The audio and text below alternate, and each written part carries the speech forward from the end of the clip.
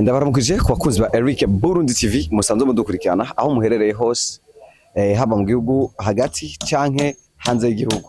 Ndababwira ati kanda subscribe niba utarakanda subscribe kuri Eric Burundi TV. Hama n'umunsi rero ndi kuri plage Nyanza aho nshaka nganire n'umwe mu bantu basanzwe bakora ubwato. N'ubwato nyabaki ico ndagusavye rero nije Simba from Siri imbere ya kamera, behind the camera sema cameraman Lakes Vampos akuzana mu image ameze neza. Nkurikirana guhera ku ntango gushika tuza kurangiriza ikiganiro. Ico ndagusavye gusa ni kugumana nanje gushika ikiganiro kirangire. Ibyo nababwiye ni umufundi asanzwe akora ubwato.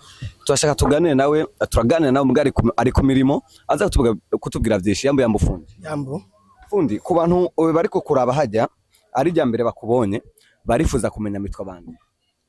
Jewe nditwa Magenge Bosco, amazina y'amavuka. Amazina y'akazi n'abanyita Amsha Pop. Amsha Popo. Buno bwato muri gukora n'ubwato bwitwa gute? Ubu bwato tumenyereye tubwita ubwato nyene mu kirundi cyacu mu gifaransa tukabwita bato. Ubu bizanye n'ibintu byo kuroba, gutwara abantu n'ibintu. Okay, ku ruhande rwawe watanguye kwinjira muri akazi ryari? Aka kazi ndakamaze imyaka 12. Ukora ubwato. Ubwato. Utangura hasi kuri zero canke utangura ku rubaho rwa mbere kuri zero. Nkunga ibi byose ubona ukubonye byunze makabo karenda bohera. Ano muracabandanya ntiburahera. Okay. None ku muntu umukoreye ubwato kugira bukwire bwose bwuzure bishobora gutwara uburyo bungana gute? Ubwato twara 6 miliyoni 600. Byose mugabo ni ubikora wenyene. Nize ndabikora zenyene. Okay, ni kugira uvyinjiremo byavuye kuki? Bagabya byinjiremo. Akara kazi k'umuryango kavuye ibusokuru. Sokuru ahereza mutama nawe aranyigisha. Okay, tugane kuri iki naco. Utanguye gukora ubwato gushika uburangize bishobora gutwara kiringo kingana gute? N'indwi zibiri zonyene. Urangije miliyoni zinga izo miliyoni zinga uka uzishite ku mufuko. Ni kuvuga zero ngaha bangurira imbaho, bakangurira imisumari, amaze cyo njana n'imisumari yo hanze gusa yonyene. Yabisigaye byose biva ku mubosi muri ko nakorera ni wagura byankenerwa byose. Baravuga ati kugira ubwato bigenda gute kugira ubwato burerembe hejuru y'ikiyaga ari kwibuye rimwe canke itofari rimwe urishize hejuru ku kiyaga reka cyari koroka. Vyo biva ku kihanya. Ico biva ko urabona izi nimbaho.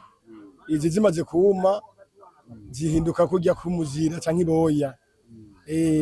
Kandi urabona uburyo tubukora nk'ikintu nyene nk'ibase. Rero maze kuja ku mazi kubera baba muri mupama nta mazi yinjira mu ndani. Bigenda gute kugira ubwato buzame?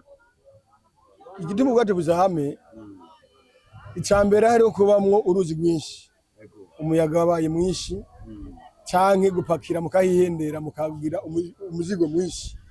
Ubwato rashaka kuzama. Okay.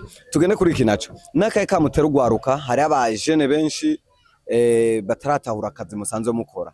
Eske niki kintu ushobora kubwira ugwaruka cyane cyane? Nikuvuga ugwaruka cyo no rubwira. Kuvuga aka kazi dukora kera twahora tukabona nakora batama. Muguno munsi abajene twatanga kukinjiramo. Icyo ndobwira ugwaruka nuko twokwijukira imyuga. Tugakora imyuga tukaja mu myuga ku rugero rwo hejuru. Okay, reka nabashimire kumenya mushoboye kuduha ndibaza turaganiriye abantu babitahuye. Mbe ukora ubwato ubwoko bungahe bw'ubwato mushobora gukora? Ubwato je ubwoko ndovuga ko ari ubwoko bumwe.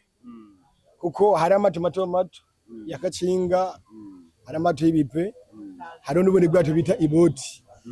Ubwo bwose ndakora. Byose urabishoboye. Urabishoboye. Hari umaze kwigisha uno mwuga?